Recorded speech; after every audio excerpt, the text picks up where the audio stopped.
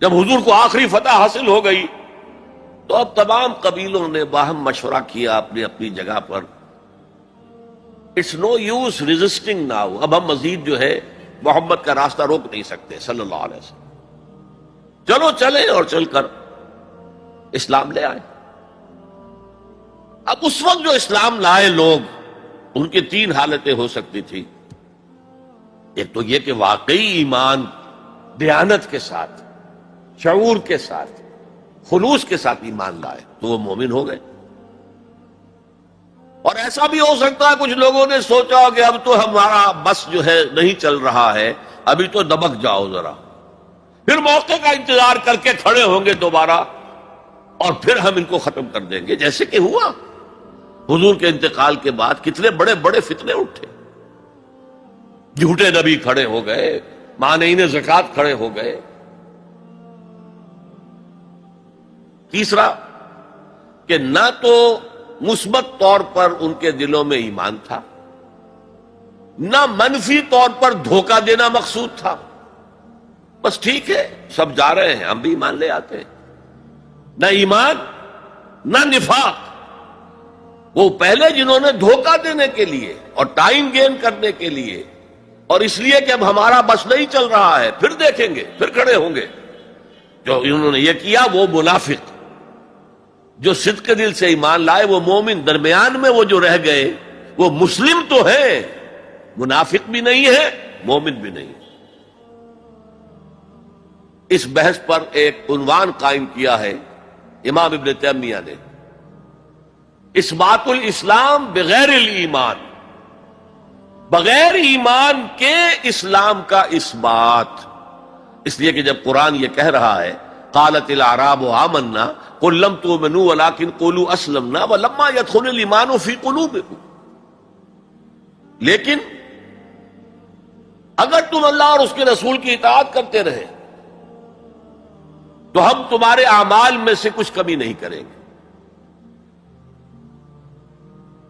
اس کا مطلب کیا ہوا؟ منافق تو نہ ہوئے. اگر منافق ہوتے تو منافق کا تو کوئی عمل قبول نہیں. لہذا نہ مومن نہ منافق بلکہ مسلم، صرف مسلم، صرف مسلم. آج کے مسلمانوں کا آپ اگر جائزہ لیں، تجزیہ کریں، عظیم اکثریت 1,00,000 میں سے 99,999 اس کیٹیگری میں فال کریں گے. ایمان کہاں ہے؟ یقین کہاں ہے؟ ہر شخص اپنے گریبان میں جھانکے مرنے کے بعد جی اٹھنے کا یقین ہے؟ کیا یقین ہے کہ اصل زندگی آخرت کی زندگی ہے؟ وَإِنَّ الدَّارَ الْآخِرَةَ لَهِيَ الْحَيَوَانُ. یقین ہے؟ یقین ہے کہ یہ قرآن اللہ کا کلام ہے؟ سورہ واقعہ کی آیات. أَفَبِهَذَا الْحَدِيثِ أَنْتُمْ مُدْهِنُونَ وَتَجْعَلُونَ رِزْقَكُمْ أَنَّكُمْ تُكَذِّبُونَ. تم اپنے عمل سے قرآن کی تکذیب کر رہے ہو. کہتے تو ہو قرآن اللہ کا کلام ہے، ہمارا عقیدہ ہے. اللہ نے سود کو حرام کیا، تم سودی کاروبار کر رہے ہو. ما آمن بالقرآن من استحل محارمہ. کوئی ایمان نہیں ہے قرآن پر اس شخص کا جس نے اللہ کی حرام کردہ شے، قرآن کی حرام کردہ شے کو اپنے لیے جائز ٹھہرا لیا. تو یہ ایمان ہے اصل میں وہ شے جو دل میں داخل ہو جائے. چنانچہ یہاں تو نفی کی گئی نا اس کی. تم اپنے آپ کو مسلمان کہہ سکتے ہو، مومن نہیں کہہ سکتے. لیکن صحابہ کرام جو سچے اور پکے مومن تھے ان کے بارے میں کیا فرمایا؟ وَلَٰكِنَّ اللَّهَ حَبَّبَ إِلَيْكُمُ الْإِيمَانَ وَزَيَّنَهُ فِي قُلُوبِكُمْ. اللہ نے تمہارے نزدیک ایمان کو محبوب کر دیا ہے اور اسے تمہارے دلوں کے اندر کھبا دیا ہے، مزین کر دیا ہے، منور کر دیا ہے تمہارے دلوں کو. دل کا ایمان یہ ہے اصل ایمان. اور اصل ایمان کی تعریف کیا ہے پھر؟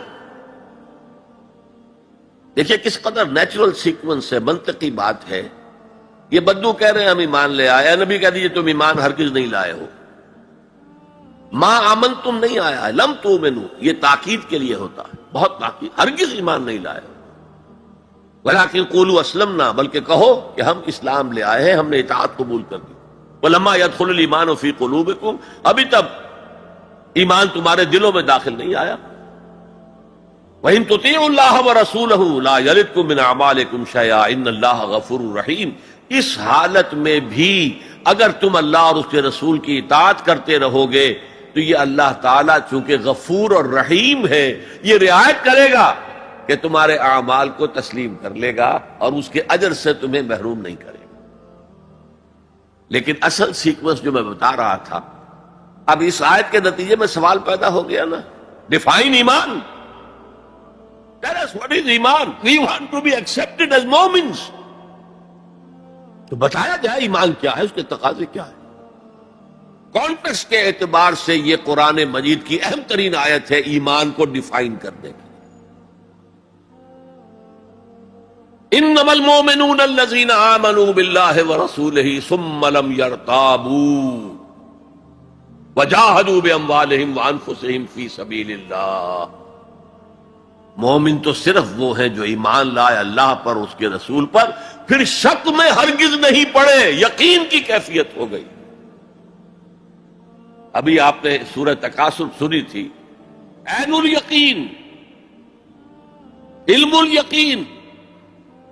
ایک تیسرا درجہ اور ہے حق الیقین. یقین کے بھی 3 درجے ہیں، معمولی بات نہیں ہے. ایک ہے حدیث میں جسے کہا گیا احسان. حضرت جبرائیل نے حضور سے پوچھا اخبرنی عن الاحسان، آپ نے فرمایا ان تعبد اللہ. ایک روایت میں ان تعمل للہ ہے، تیسری روایت میں ان تخشى اللہ کانک تراہ فإن لم تکن تراہ فإنہ یراک. احسان یہ ہے کہ تم اللہ کی عبادت کرو یا اللہ کے لیے عمل کرو، بھاگ دوڑ کرو، یا اللہ کا خوف تمہارے دلوں میں ہو، اس طرح گویا کہ تم اللہ کو اپنی آنکھوں سے دیکھ رہے ہو. یہ احسان، یقین کا وہ درجہ. تو انما المؤمنون الذین آمنوا باللہ ورسولہ ثم لم یرتابوا، پھر انہوں نے شک ہرگز نہیں کیا. وجاہدوا باموالہم وانفسہم فی سبیل اللہ، اور پھر جہاد کیا انہوں نے اپنے مالوں کے ساتھ، اپنی جانوں کے ساتھ اللہ کی راہ.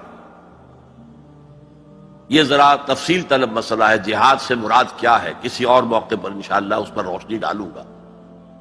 لیکن اس وقت موضوع کے اعتبار سے کیا بات تھی کہ ایمان کے 2 درجے ہیں. ایک ایمان قانونی ہے جو اقرار باللسان پر مبنی ہے، ایک ایمان حقیقی ہے جو قلبی یقین سے عبارت ہے. اب ایک نیا مسئلہ سامنے آتا ہے، آیا اعمال ایمان کا حصہ ہے یا ایمان پر مستضاد کوئی حقیقت ہے اعمال صالحہ؟ کیونکہ اگلی شرط کیا ہے؟ وَعَمِلُوا الصَّالِحَاتِ إِلَّا الَّذِينَ آمَنُوا وَعَمِلُوا الصَّالِحَاتِ.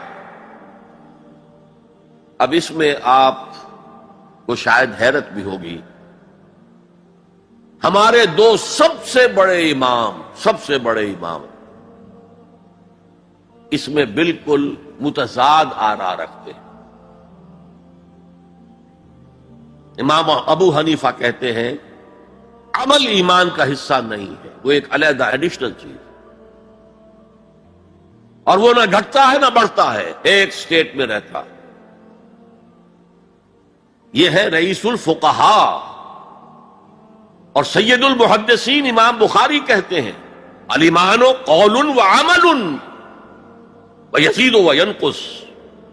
ہے نا متضاد بات؟ ایمان تو قول اور عمل کے مجموعے کا نام ہے. عمل صالح ایمان کے اندر انہیرنٹلی موجود ہے، اور یہ گھٹتا بھی ہے بڑھتا بھی ہے. اصل میں ان دونوں میں تطبیق کیا ہے یہ سمجھ لیجئے، کوئی بھی غلط نہیں کہہ رہا. امام ابو حنیفہ فقیہ ہیں، ان کا ذہن قانونی ہے، قانونی ایمان عمل سے علیحدہ ایک شے ہے. گناہ کبیرہ کا مرتکب بھی کافر نہیں ہوتا، عمل علیحدہ شے ہے. چوری کیا ہاتھ کاٹ دو لیکن وہ کافر نہیں ہو گیا. شادی شدہ نے زنا کیا ہے، اس کو سٹوننگ کر کے اس کو مار دو لیکن اس کی نماز جنازہ پڑھنی ہوگی، ہے مسلمان، کافر نہیں. اس اعتبار سے وہ قانونی ایمان علیحدہ ہے، عمل علیحدہ. اور یہ قانونی ایمان نہ گھٹتا ہے نہ بڑھتا ہے. یہ تو ایک سٹیٹس ہے جو آپ کو کانسٹیٹیوشنلی لیگلی حاصل ہو گیا ہے، اس میں کوئی کمی بیشی نہیں ہوگی. سادہ ترین مثال یہ ہے، ایک باپ کے دو بیٹے تھے یا ہیں،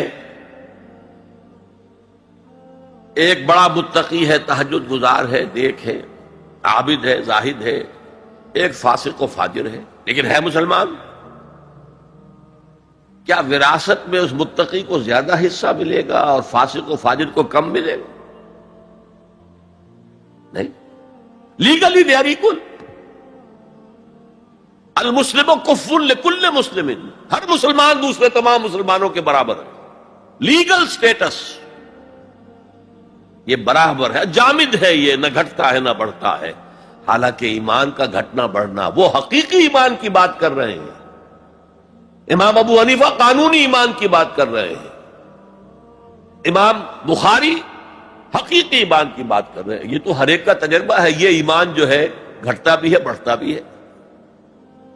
قرآن پڑھیے، ایمان آپ کو خود محسوس ہوگا کہ اس کی حرارت بڑھی ہے.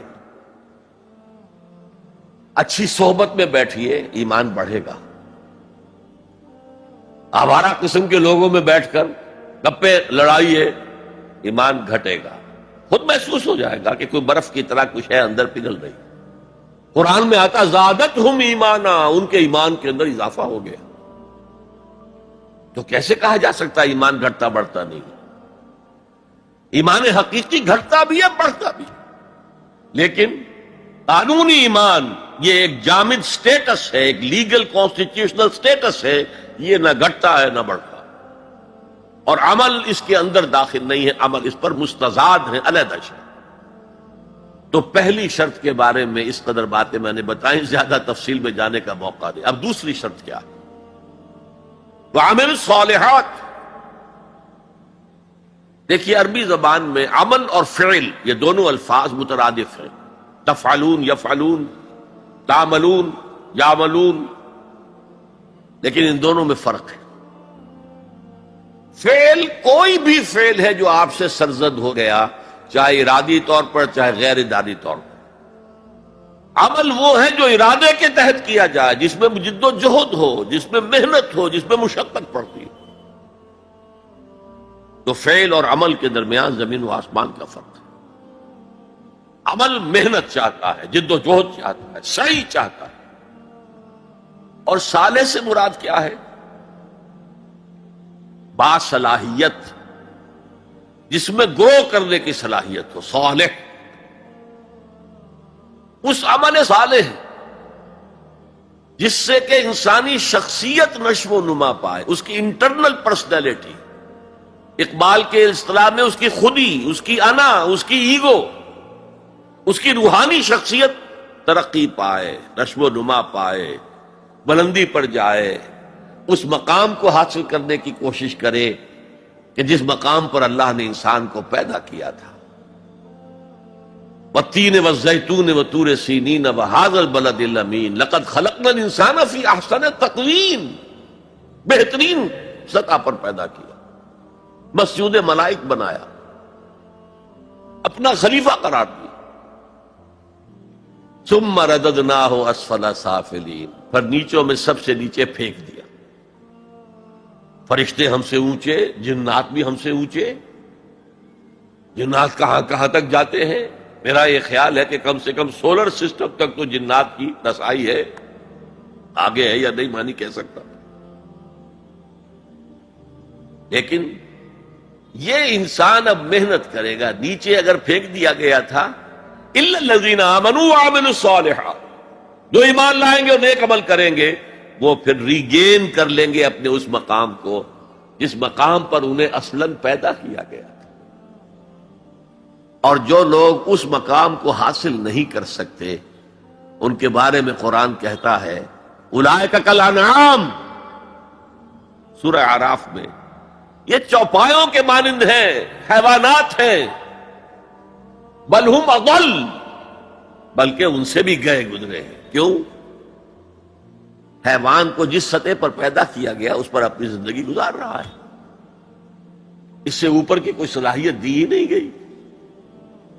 انسان کو لقد خلقنا الانسان فی احسن تقویم، اگر انسان حیوان کی سطح پر گر جائے جیسے کہ آج گر چکا ہے تو وہ حیوانات سے بدتر ہے.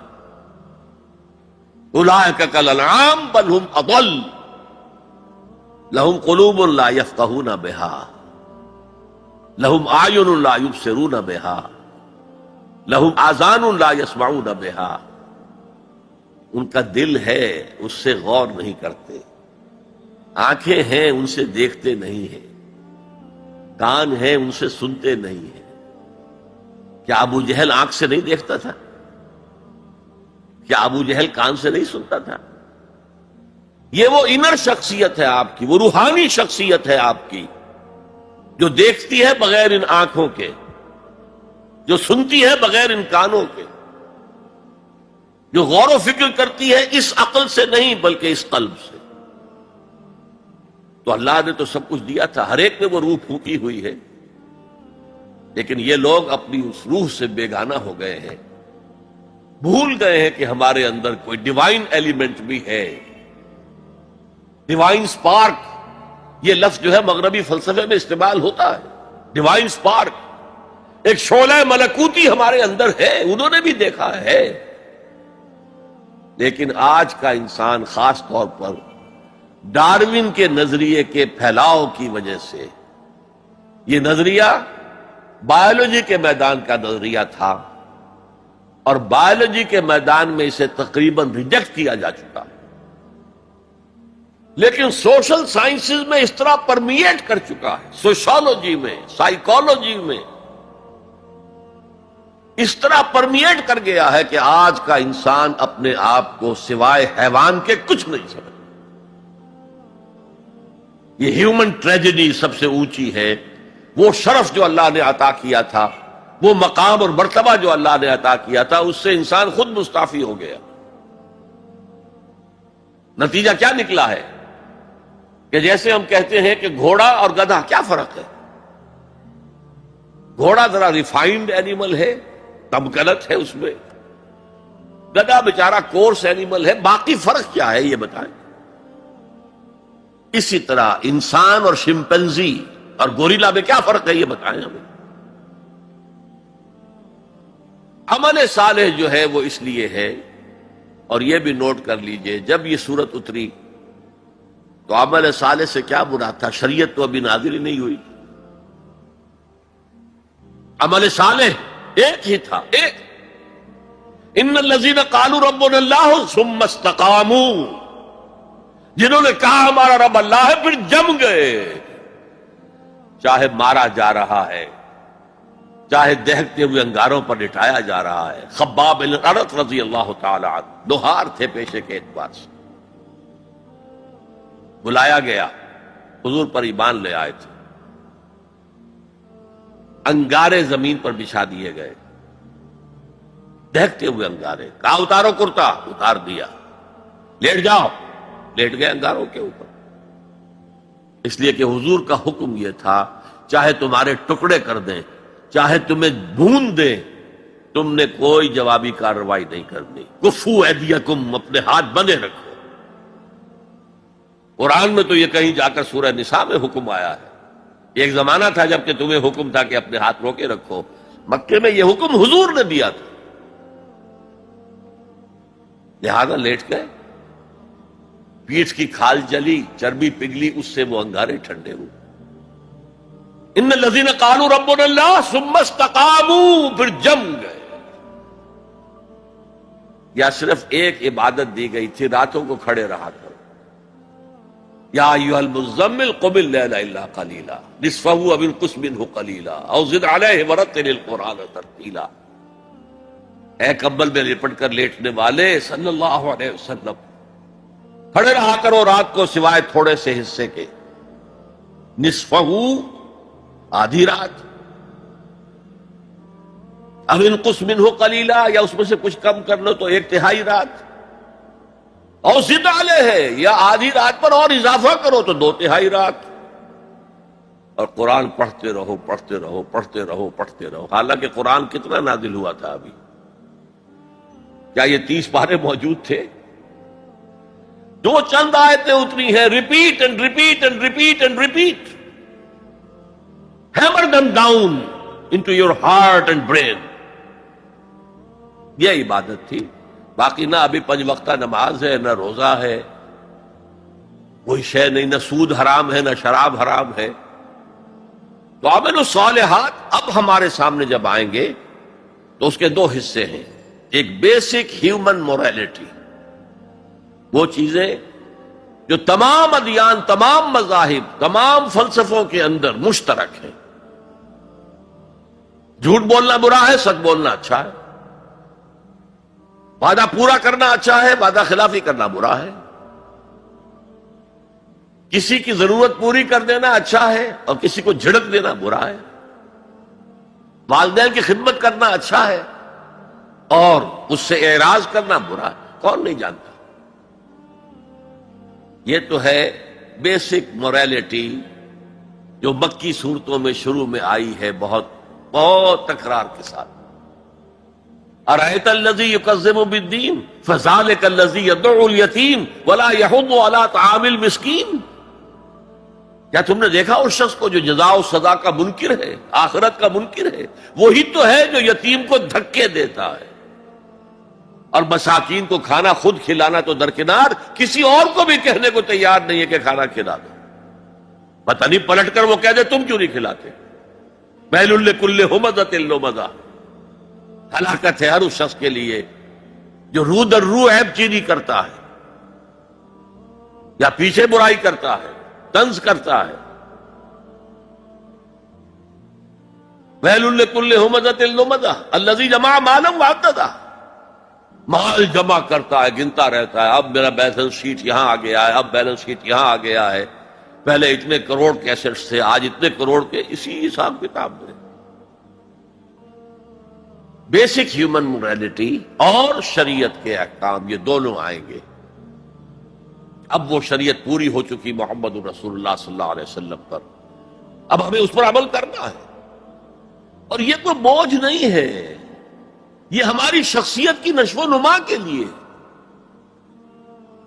میں ایک مثال دیا کرتا ہوں، آپ کسی پہاڑی اسٹیشن کی طرف جا رہے ہو، گرما کا صدر مقام کوئی ہوتے ہیں پہاڑی، شملہ ہوتا تھا کبھی، تو آپ دیکھیں گے سڑک پر جہاں بجا نشانات لگے ہوئے، یہاں سپیڈ کم کر لو ورنہ ٹرن ایسا آ رہا ہے کہ ہو سکتا ہے کہ سپیڈ کم نہ ہو تو تمہاری گاڑی جو ہے وہ سیدھی کھائی میں جائے۔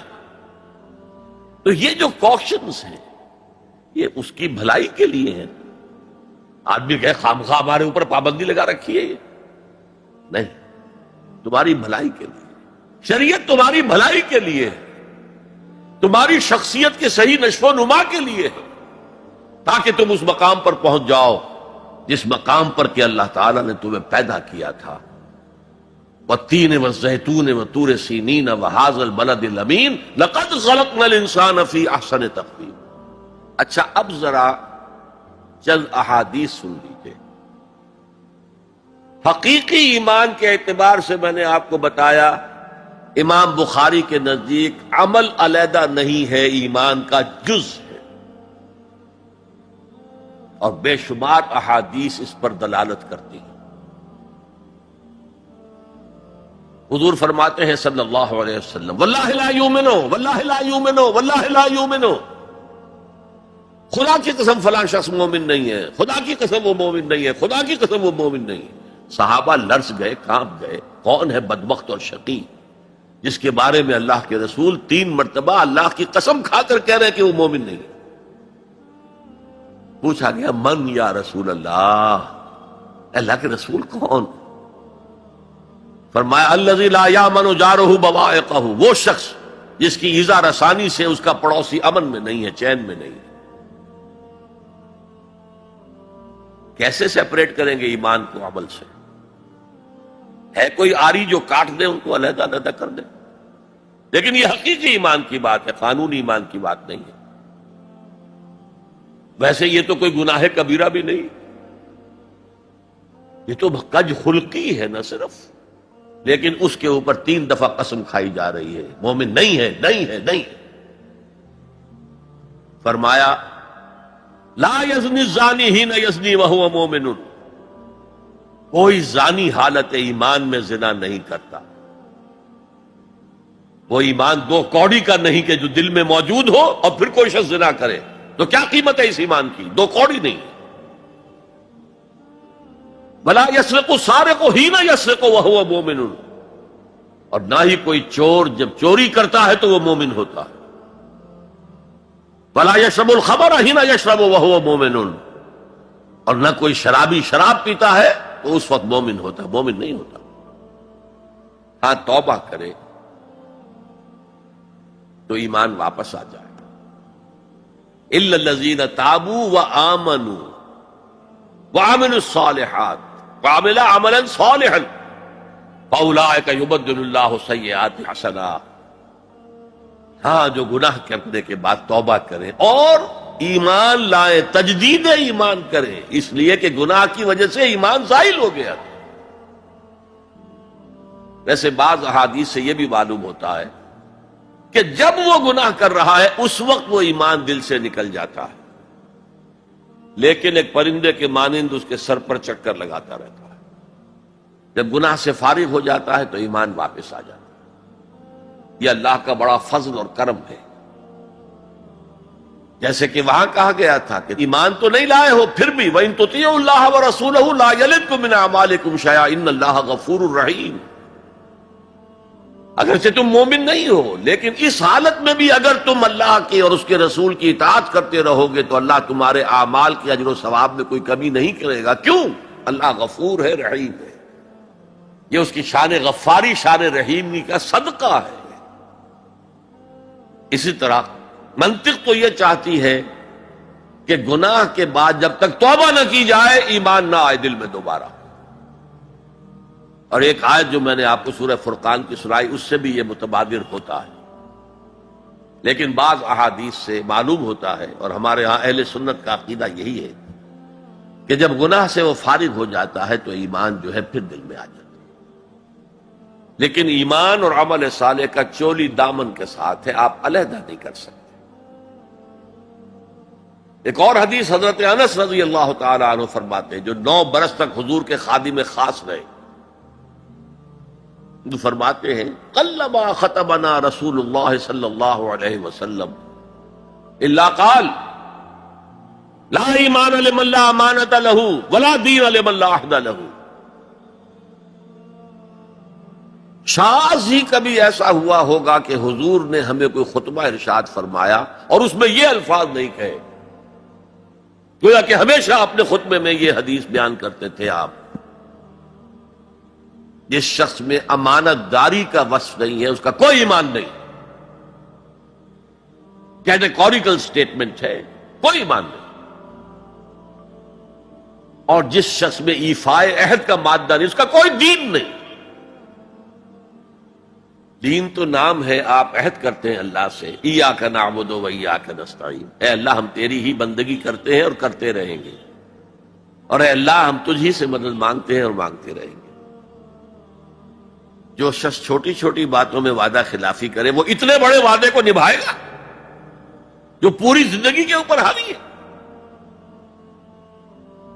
تو یہ نوٹ کر لیجئے، لیگل لیول پر، لیگل ایمان کے لیول پر ایمان علیحدہ، عمل علیحدہ۔ حقیقی لیول پر، قلبی ایمان والے لیول پر ایمان اور عمل صالح گتھے ہوئے ہیں، چولی دامن کا ساتھ ہے، ان کو ایک دوسرے سے جدا کرنا مشکل۔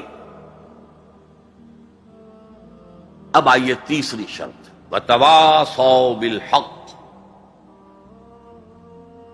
انہوں نے آپس میں یا بہت زیادہ شدت کے ساتھ، باب تفاعل کے اندر دو خواص ہیں، مل جل کر کوئی کام کرنا یا مبالغہ ہوتا ہے، بہت شدت سے وہ کام کرنا۔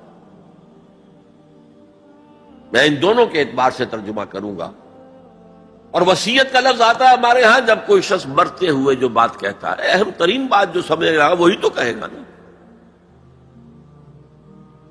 وہ لوگ آپس میں ایک دوسرے کو حق کی نصیحت کرتے ہیں یا وہ عوام الناس کو حق کی وصیت کرتے ہیں بڑی شدت کے ساتھ، دونوں ترجمے ہو گئے۔ یہ عمل صالح اور ایمان کا لازمی تیسرا نتیجہ ہے۔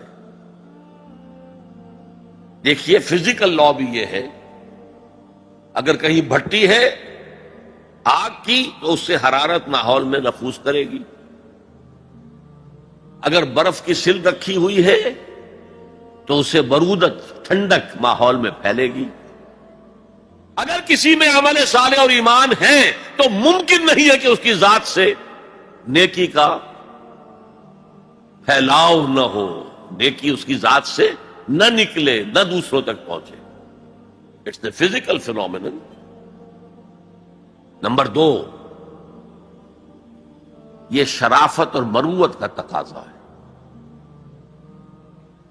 اگر آپ کو اللہ نے ہدایت دی ہے، شیئر اٹ ود ادرس۔ شرافت، مروت۔ حضور نے فرمایا لا یؤمن احدکم حتی یحب لاخیہ ما یحب لنفسہ، تم میں سے کوئی شخص مومن نہیں ہو سکتا جب تک کہ وہ اپنے بھائی کے لیے بھی وہی بات پسند نہ کرے جو اپنے لیے پسند ہے۔ اگر تم اسلام لے آئے ہو، ایمان لائے ہو، نیک عمل کر لیے، بھائی اپنے بھائیوں تک پہنچاؤ جن سے تمہیں محبت ہے، جن کے ساتھ خلوص ہے، جن کے ساتھ اخلاص ہے۔ یہ دوسری بنیاد ہے کہ ایمان اور عمل صالح سے تواصی بالحق خود بخود برآمد ہوگا۔ اور ایک تیسری بات ہے حمیت، غیرت۔ میں یہاں آپ کو ایک حدیث سنا رہا ہوں۔ ایک طویل عرصے تک اپنے زمانہ طالب علمی میں یہ حدیث خطبہ جمعہ میں سنتا رہا۔ مولانا تھانوی رحمۃ اللہ علیہ نے جو خطبات جمعہ مرتب کی ان میں یہ حدیث ہے۔ حضور ارشاد فرماتے ہیں اوحى اللہ عز وجل الی جبرائیل علیہ الصلوۃ والسلام ان اقلب مدینۃ کذا وکذا باہلھا۔ اللہ تعالیٰ نے وحی کے ذریعے سے حکم دیا حضرت جبرائیل کو کہ فلاں فلاں بستیوں کو الٹ دو، تلپٹ کر دو۔ جیسے سدوم اور عامورہ کی بستیوں پر عذاب آیا تھا، ویسا عذاب ان بستیوں کے اوپر لے آؤ۔ قال فقال، حضور فرماتے ہیں کہ اس پر حضرت جبرائیل نے عرض کیا یا رب ان فیہا عبدک فلان لم یعصک طرفۃ عین۔ اے اللہ میں اس بستی کو الٹ دوں، اس میں تو تیرا فلاں بندہ بھی ہے جس نے کبھی پلک جھپکنے جتنی دیر بھی کسی گناہ میں بسر نہیں کی۔ اب آپ کسی آدمی کی نیکی کا تصور کیجئے، یہ گواہی دینے والے کوئی کرائے کے گواہ نہیں ہے جو عدالتوں میں پھرتے رہتے ہیں جو چاہو گواہی دلوا لو، اتنے پیسے چاہیے۔ جبرائیل ہے، اور کس کی جناب میں کہہ رہے ہیں؟ جہاں ابو جہل بھی جھوٹ نہیں بول سکے گا۔ یا رب ان فیہا عبدک فلان لم یعصک طرفۃ عین، الٹ دوں اس بستی کو۔ اب جواب سنیے، قال فقال، حضور فرماتے ہیں اس پر اللہ نے فرمایا اقلبھا علیہ وعلیہم، الٹو اس بستی کو، پہلے اس بدبخت پر اور پھر دوسروں پر۔ فإن وجہہ لم یتبعر فی ساعۃ قط، اس لیے کہ میری غیرت کی وجہ سے کبھی اس کے خون نے جوش نہیں مارا، اس کا چہرے کے اوپر خون نہیں آیا۔ آپ کو کوئی ماں کی گالی دے، اگر تو آپ میں جان ہے تو وہ جانے دیں گے اس کو، اور اگر جان نہیں ہے، آپ اس کا مقابلہ نہیں کر سکتے، تب بھی غصہ آئے گا، کانپیں گے آپ غصے کی وجہ سے۔ چہرہ آپ کا سرخ ہو جائے گا، یہ تو کم سے کم ہوگا نا. لیکن یہ اللہ کا بندہ اپنی نیکی میں لگا رہا، اس نے دیکھا نہیں ماحول میں کیا ہو رہا ہے. ماحول میں اللہ کی شریعت کی دھجیاں بکھیری جا رہی ہیں،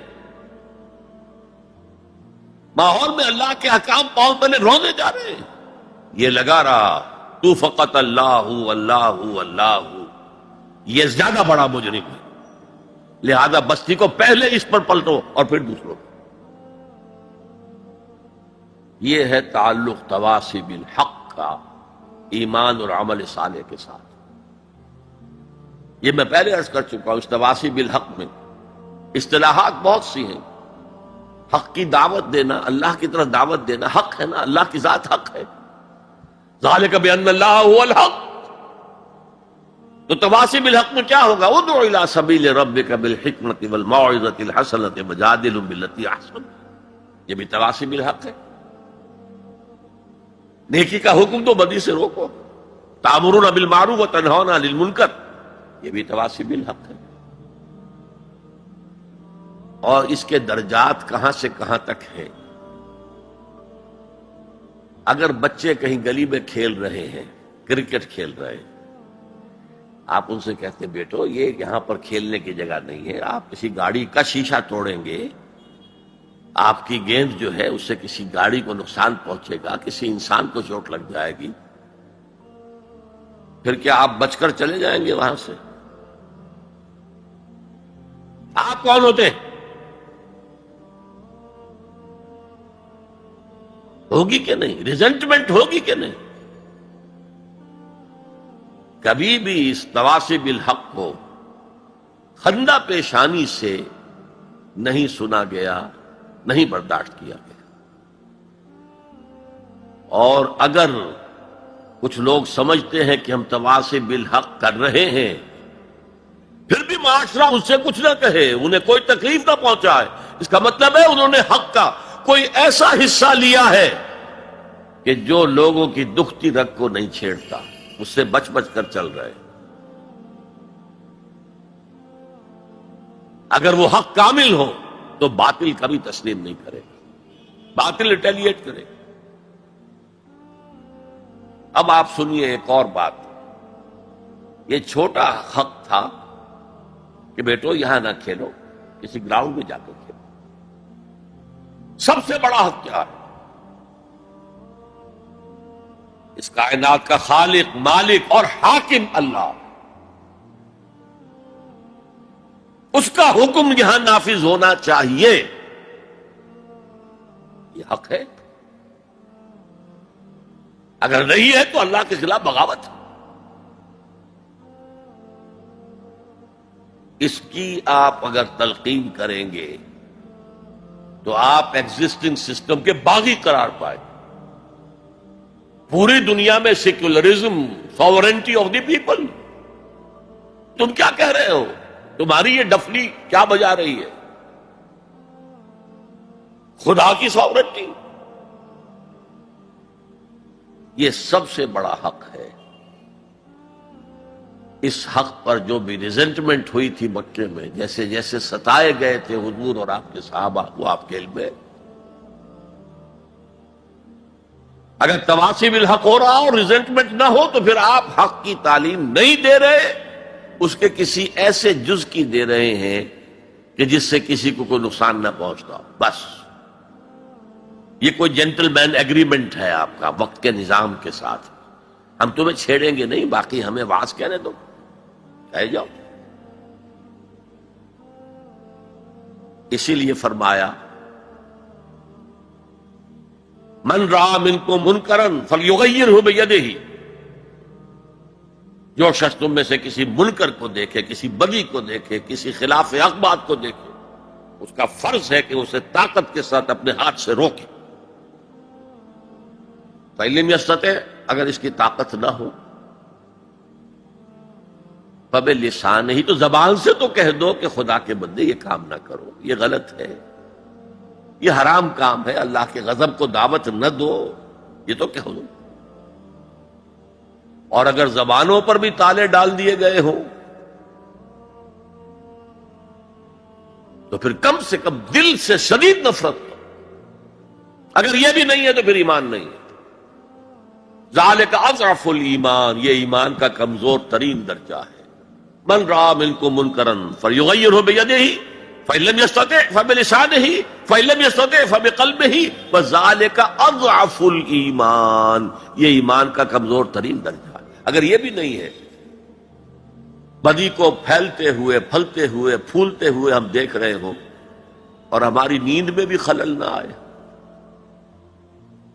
ہماری غیرت جوش میں نہ آئے، ہم اس کو بدلنے کی کوئی صحیح نہ کریں، ہمیں اس کا افسوس تک نہ ہو. وائے ناکامی مکائے کارواں جاتا رہا، کارواں کے دل سے احساس زیاں جاتا رہا، پھر ایمان کا کیا سوال. اسی مضمون کی ایک اور حدیث ہے، یہ حضرت ابو سعید الخدری رضی اللہ تعالیٰ عنہ سے، اور مسلم شریف کی روایت ہے جو میں نے آپ کو سنائی. اسی مسلم شریف میں عبداللہ ابن مسعود سے روایت ہے. قال النبی صلی اللہ علیہ وسلم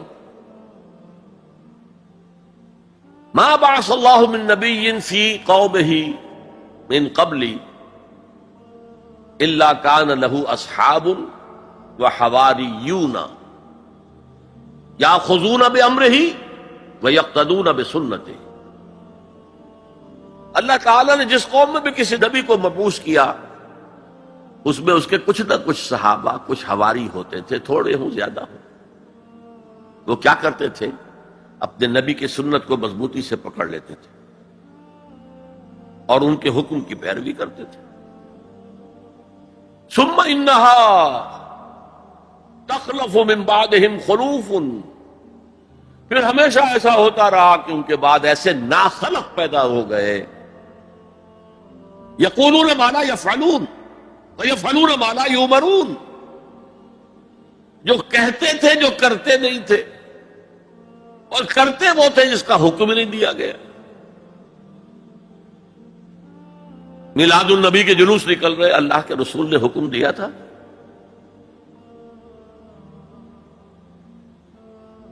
کرتے وہ ہیں جس کا حکم نہیں دیا گیا. یفعلون ما لا یؤمرون ویقولون ما لا یفعلون، اور کہتے وہ ہیں جو کرتے نہیں ہیں. اب سنیے، فمن جاہدہم بیدہ فہو مومن، جو ایسے لوگوں کے خلاف، مسلمان ہوں گے نا وہ. ثم انہا تخلف من بعدہم خلوف، یہ غیر مسلموں کی بات نہیں ہو رہی ہے، مسلمانوں کی. مسلمان حکمران آئے ایسے. فمن جاہدہم بیدہ فہو مومن، جو کوئی ان کے خلاف جہاد کرے گا ہاتھ سے، طاقت سے، وہ مومن ہوگا. ومن جاہدہم بلسانہ فہو مومن، اور جو ان سے جہاد کرے گا زبان سے، وہ مومن ہوگا. ومن جاہدہم بقلبہ فہو مومن، جو دل سے جہاد کرے گا، یعنی دل سے شدید نفرت رکھے گا، فہو مومن، وہ بھی مومن ہوگا. ولیس وراء ذلک من الایمان حبۃ خردل، اس کے بعد تو ایمان رائی کے دانے کے برابر بھی نہیں. یہ ہے تواصی بالحق، حق کی وصیت کرنا. اچھا، اس میں جو دوسرا پہلو میں نے گنوایا تھا، ایک ہے اس کا عام مفہوم، لوگوں کو پوری شدت کے ساتھ حق کی طرف دعوت دینا، حق کی وصیت کرنا، امر بالمعروف کرنا، نہی عن المنکر کرنا، دین کی طرف بلانا. ایک یہ آپس میں حق کی وصیت کرنا. یہاں سے تصور ابھرتا ہے کہ جو لوگ ایمان اور عمل صالح کی وادیوں میں سے گزر رہے ہوں، انہیں ایک جماعتی شکل میں ہونا چاہیے، اور اس جماعت کی روح ہونی چاہیے تواصی بالحق. آپ کا ایک بھائی غلطی کر رہا ہے، روکیے اس کو. آپ کا ایک ساتھی اس کی کچھ ہمت جواب دے رہی ہے، اس کو حوصلہ دیجیے، اس کو بڑھائیے. یہ تواصی بالحق نہیں ہوگا تو جماعتی زندگی جو ہے وہ کمزور ہوتی چلی جائے. اس کو مولانا فراہی رحمۃ اللہ علیہ نے لکھا ہے کہ اس تواصی سے پہلے تو ایک جماعتی زندگی لازم آتی ہے، اور پھر نظام خلافت کا قیام لازم آتا ہے. اس لیے کہ ایک کام ہے یہ تواصی بالحق کا جو ہم اپنے معاشرے میں کریں، ایک ہے اس کا کام جو پوری عالمی سطح پر ہو۔ یہ عالمی سطح پر کون کرے گا؟ جب خلافت کا نظام قائم ہوگا تب وہ عالمی سطح پر ہوگا۔ تو وجوب قیام خلافت یہ مولانا فراہی نے اپنی تفسیر سورۃ العصر کے اندر بیان کیا۔ یہ تواصی کے لفظ ہے، اور یہ جماعتی زندگی نوٹ کر لیجئے۔ حضور نے فرمایا ید اللہ علی الجماعہ، اللہ کا ہاتھ جماعت کے اوپر ہوتا ہے، یعنی اللہ کی تائید، اللہ کی نصرت جماعت کے ساتھ منحصر۔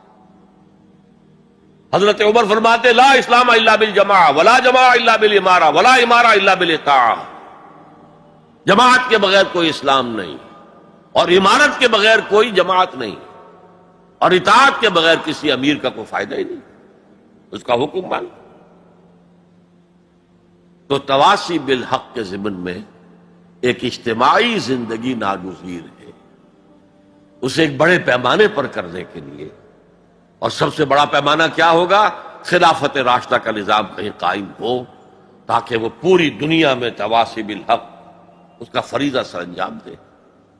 اس لیے کہ حضور کی بعثت جو ہے وہ صرف اہل عرب کی طرف نہیں تھی، وما ارسلناک الا کافۃ للناس بشیرا ونذیرا، اے محمد ہم نے نہیں بھیجا ہے آپ کو مگر تمام انسانوں کے لیے بشیر اور نذیر بنا کر۔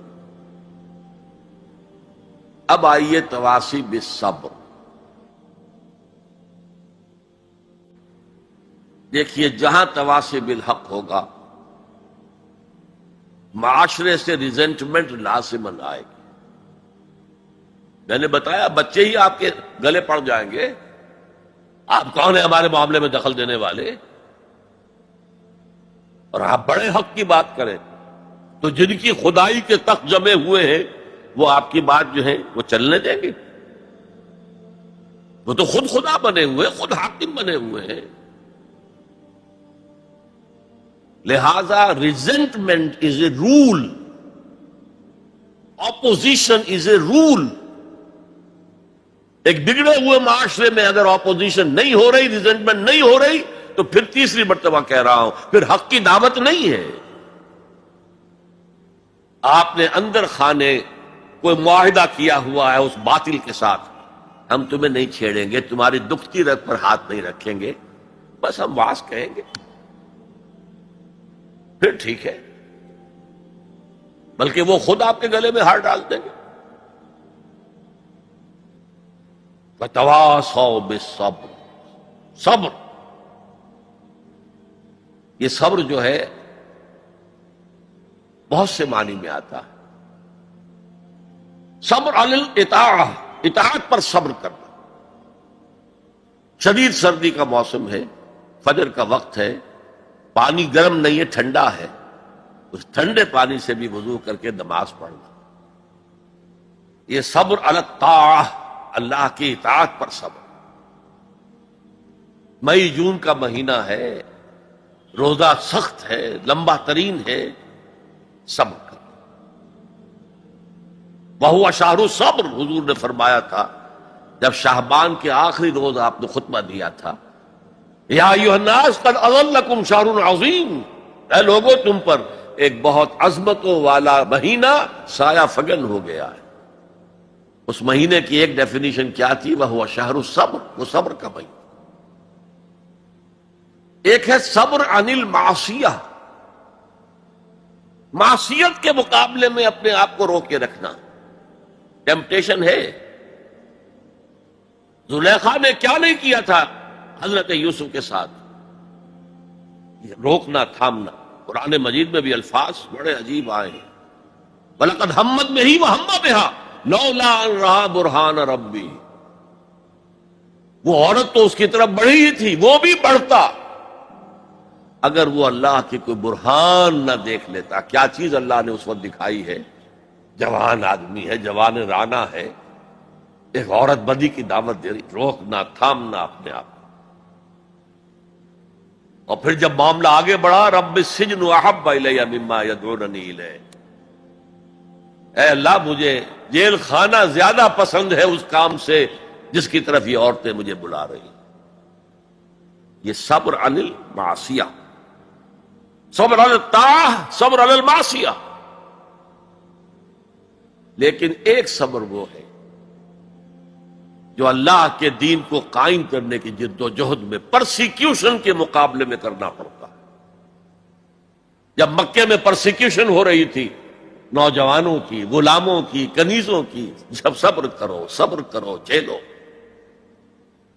جب حضرت یاسر رضی اللہ تعالی عنہ اور ان کی اہلیہ حضرت سمیہ رضی اللہ تعالی عنہ اور بیٹا عمار ابن یاسر ٹارچر کر رہا تھا، ابو جہل ان کو ٹارچر کر رہا تھا ہر طرح سے، کبھی جسم کا حصہ جلایا، کبھی کچھ اور کیا، تنگ آ گیا، کسی طریقے سے بھی کوئی کلمہ کفر کہنے کے لیے آمادہ نہیں ہوئی، نہ حضرت سمیہ اور نہ حضرت یاسر۔ حالانکہ شریعت میں اجازت ہے، جان بچانے کے لیے کلمہ کفر کہا جا سکتا ہے بشرطے کہ ایمان دل میں قائم رہے، برقرار رہے، لیکن عزیمت کیا، جان دے دو، کلمہ کفر نہ کہو۔ حضور پاس سے گزرتے تھے اور چونکہ حکم صحابہ کو یہ تھا، ورنہ میرے اندازے میں اس وقت کم سے کم 40 صحابہ موجود تھے مکے میں، وہ تھکا بوٹی کر دیتے ابو جہل کی۔ بعد میں جو ہوتا دیکھا جاتا، کیا 70 صحابہ احد میں شہید نہیں ہو گئے؟ تو اس وقت اگر چند صحابہ شہید ہو جاتے تو کون سی بڑی بات ہے؟ لیکن یہ ہے انقلاب محمدی صلی اللہ علیہ وسلم کا طریقہ کار، جس کی روح سے اس وقت صبر لازم تھا۔ اللہ اپنے رسول کو حکم دے رہا تھا، فاصبر کما صبر اولو العزم من الرسل۔ اے نبی، آپ کو یہ کوئی پاگل کہہ رہا ہے، کوئی مجنون کہہ رہا ہے، کوئی شاعر کہہ رہا ہے، کوئی ساحر کہہ رہا ہے، کوئی مسحور کہہ رہا ہے، کوئی جھوٹا کہہ رہا ہے، کوئی کہہ رہا ہے کہ انہوں نے ایک غلام اپنی کسی کوٹڑی میں بند کر رکھا ہے جو عجمی ہے، جو تورات اور انجیل کا ماہر ہے، وہاں سے ڈکٹیشن لیتے ہیں اور ہم پر آ کر دھونس جماتے ہیں یہ اللہ کی وحی آئی۔ کیا کیا نہیں کہا جا رہا، اور قرآن خود گواہی دیتا ہے، وَلَقَدْ نَعْلَمُ أَنَّكَ يَضِيقُ صَدْرُكَ بِمَا يَقُولُونَ۔ اے نبی، ہمیں خوب معلوم ہے کہ جو کچھ یہ آپ کے بارے میں کہہ رہے ہیں اس سے آپ کا سینہ بھجتا ہے، صدمہ ہوتا ہے، غم ہوتا ہے۔ یہی تھے جو مجھے الصادق اور الامین کہتے تھے، یہی تو تھے میرے قدموں تلے اپنی نگاہیں بچھاتے تھے۔ آج یہ مجھے شاعر، ساحر، مسحور، مجنون کیا نہیں کہہ رہے۔ اللہ فرماتا صبر کرو، وَاصْبِرْ عَلَىٰ مَا يَقُولُونَ وَاهْجُرْهُمْ هَجْرًا جَمِيلًا۔ صبر کرو جو کچھ کہہ رہے ہیں۔ وَاصْبِرْ كَمَا صَبَرَ أُولُو الْعَزْمِ مِنَ الرُّسُلِ۔ صبر کیجئے جیسے ہمارے دوسرے اولو العزم رسولوں نے صبر کیا۔ کیا حضرت نوح نے 950 برس تک صبر نہیں کیا؟ صبر کیجئے، وَاصْبِرْ وَمَا صَبْرُكَ إِلَّا بِاللَّهِ، صبر کیجئے، اور آپ کا صبر تو اللہ ہی کے سہارے قائم ہے۔ یہ حضور کو تلقین ہو رہی، مکے میں یہ تلقین حضور کو ہو رہی ہے، مدینے میں اور مکے میں حضور پھر صحابہ کو تلقین کر رہے ہیں۔ جب ٹارچر ہو رہا تھا حضرت سمیہ اور حضرت یاسر اور حضرت عمار پر، بات کہتے میں جھجک ہوتی ہے، بیٹے کو، جوان بیٹے کو، عمار کو ایک ستون سے باندھ دیا گیا، ان کے سامنے ان کی ماں کو برہنہ کیا۔ حضور پاس سے گزر رہے ہیں اور کیا کہہ رہے ہیں؟ اصبروا یا آل یاسر فإن موعدکم الجنہ۔ اے یاسر کے گھر والوں، صبر کرو، تمہارے وعدے کی جگہ جنت ہے، جنت میں تمہارے استقبال کی تیاریاں ہو رہی ہیں، صبر کرو۔ اور انہوں نے صبر کیا۔ حضرت سمیہ کے سامنے ابو جہل نے ایک چھوٹا سا بت کوئی پیش کیا، ایک دفعہ کہہ دو کہ ہاں اس میں بھی کچھ ہے، اسے بھی کچھ اختیار ہے، میں چھوڑ دوں گا تجھے۔ انہوں نے تھوک دیا اس بت کے اوپر، اور غصے میں آ کر اس نے برچھا جو ہے، برہنہ تو کیا ہوا تھا، ان کے شرمگاہ کے اندر مارا ہے جو پورے جسم سے آر پار ہو گیا۔ یہ تھا سب، اصبروا اصبروا اصبروا۔ پھر مدنی دور میں آ کر ایک دوسرا صبر شروع ہو گیا۔ اب جنگوں کا دور آیا، ہتھیلی پر جان رکھو اور باہر آ جاؤ۔ ولا تقولوا لمن يقتل في سبيل الله اموات بل احیاء ولکن لا تشعرون یا ایھا الذین آمنوا استعینوا بالصبر والصلاۃ، اے اہل ایمان مدد حاصل کرو صبر سے اور نماز سے. ان اللہ مع الصابرین، یقیناً اللہ صابروں کے ساتھ ہے، صبر کرنے والوں کے ساتھ ہے. ولا تقولوا لمن يقتل في سبيل الله اموات، کبھی نہ کہنا اس کو جو اللہ کی راہ میں قتل ہو جائے کہ وہ مردہ ہے. بل احیاء ولکن لا تشعرون، وہ زندہ ہے لیکن تمہیں اس کا شعور نہیں. وَلَنَبْلُوَنَّكُمْ، اور ہم تمہیں لازماً آزمائیں گے، بِشَيْءٍ مِّنَ الْخَوْفِ وَالْجُوعِ وَنَقْصٍ مِّنَ الْأَمْوَالِ وَالْأَنفُسِ وَالثَّمَرَاتِ، خوف سے آزمائیں گے، بھوک سے آزمائیں گے، فاقے آئیں گے، اور جان اور مال اور ثمرات کا ضیاع ہوگا، نقصان ہوگا. وَبَشِّرِ الصَّابِرِينَ الذین اذا اصابتهم مصیبۃ قالوا انا للہ وانا الیہ راجعون، اے نبی بشارت دے دیجئے صبر کرنے والوں کو. صبر کرنے والے کون؟ جب ان پر کوئی مصیبت آئے، کوئی تکلیف آئے، کوئی آزمائش آئے تو وہ کہیں ہم اللہ ہی کے ہیں، اللہ ہی کی طرف ہمیں لوٹ جاتا. یہ ہے وہ صبر کہ جو علی الابتلاء، امتحان پر صبر ہو رہا ہے. تو تین صبر میں نے آپ کو بتائے. صبر علی الطاعہ، اطاعت پر صبر. صبر عن المعصیہ، معصیت سے روکنا. صبر کے معنی اپنے آپ کو تھامنا، روکنا. اسی کے معنی میں لفظ استقاموا جو میں نے آپ کو بتایا تھا، ان الذین قالوا ربنا اللہ ثم استقاموا، جمے رہے. جان جا سکتی ہے لیکن اس کلمہ ایمان سے ہم پیچھے نہیں ہٹ سکتے. اور پھر جو بھی آزمائشیں آئیں برداشت کرو، جھیلو، اور آپس میں ایک دوسرے کو صبر کی وصیت اور نصیحت کرتے رہو. ہو سکتا ہے کسی کی ہمت جواب دے رہی ہو، اس کا حوصلہ بڑھاؤ، اس کے سامنے مثال پیش کرو خود صبر کر کے. خربوزے کو دیکھ کر خربوزہ رنگ پکڑتا ہے. جماعت زندگی کی یہ برکات ہوتی ہے. کونوا مع الصادقین، صادق لوگوں کے ساتھ رہو، جڑے رہو، تاکہ تمہارے اندر اگر کبھی کوئی کمزوری کا پہلو آئے تو اللہ تعالی اس جماعتی زندگی کی برکت کے طفیل سے تمہیں اثر نو کمر ہمت کسنے کی توفیق عطا فرمائے. یہ ہے اس سورہ مبارکہ کا ذرا گہرائی میں اتر کے تجزیہ. اب یہ نوٹ کر لیجئے کہ یہ چار چیزیں چار پلرز کے مانند ہیں: ایمان، عمل صالح، تواصی بالحق، تواصی بالصبر. ان میں متوازن انداز میں ترقی ہونی چاہیے. میں نے مثال دے دی، ایک شخص انتہائی نیک، انتہائی نیک، انتہائی نیک،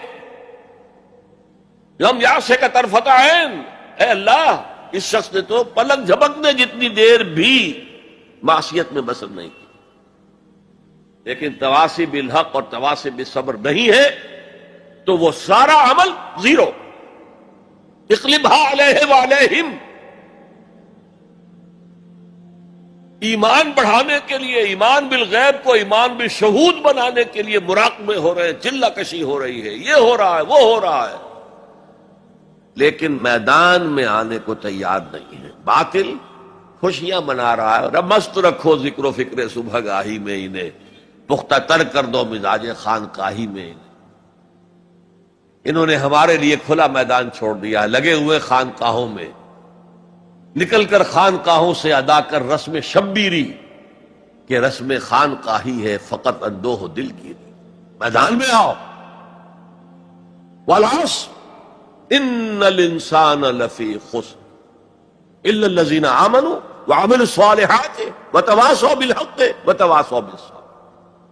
شاید آپ نے نوٹ کیا ہو، میں نے شروع کی جو دعائیں ہوتی تھیں ان میں آج یہ دعا ایڈ کی تھی: اللہم ربنا اجعلنا من عبادک الذین آمنوا وعملوا الصالحات وتواصوا بالحق وتواصوا بالصبر.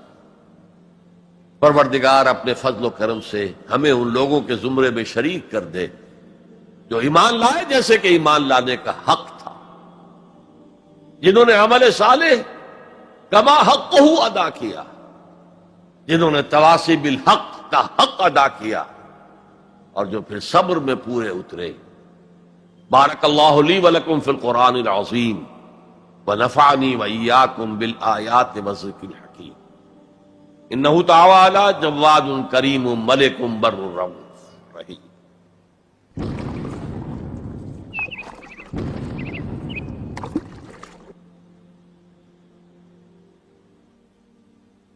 جزاک اللہ ڈاکٹر صاحب۔